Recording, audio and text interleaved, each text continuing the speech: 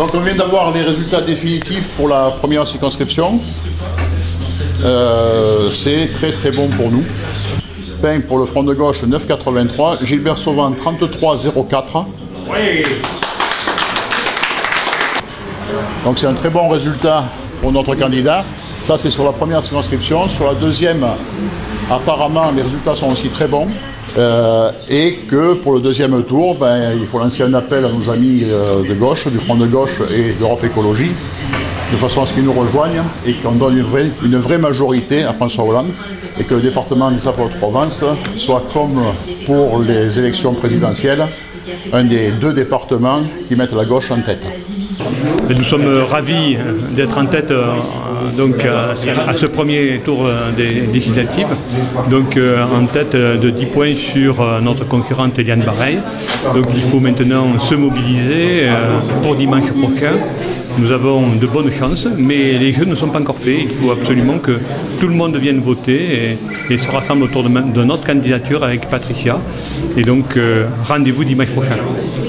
Ce premier tour est formidablement encourageant pour nous.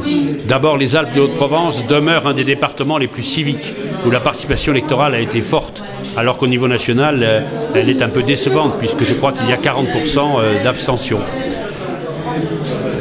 Pour ce qui est de la circonscription, dont je suis encore pour quelques jours le député, je suis extrêmement heureux de voir que Gilbert Sauvant a pratiquement 10 points d'avance sur sa concurrente de l'UMP, et que le total, avec les voix de gauche, le front de gauche, les écologistes et les divers gauches, laisse augurer d'un très bon deuxième tour. Bien sûr, le message est classique, il faut se battre, il faut se mobiliser, rien n'est acquis, et surtout, plus fort sera le score de Gilbert, mieux ce sera pour l'avenir de ce département.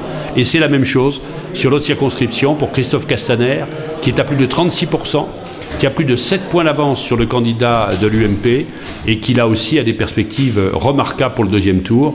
On a donc, si on travaille bien pendant toute cette semaine, la perspective d'avoir, pour la première fois depuis très longtemps, 2 députés socialistes et un sénateur socialiste dans les Alpes-de-Haute-Provence.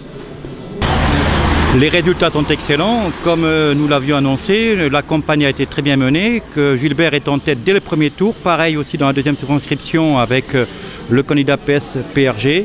Le Front National est en recul. La gauche dépasse les 50% dans les 2 circonscriptions. Au niveau national, les renseignements sont aussi très bons.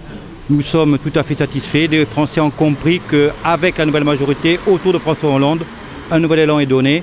Et dès la fin du mois, nous pourrons nous mettre au travail sérieusement pour faire en sorte que demain, 2 jours meilleurs soient là présents pour tout le pays.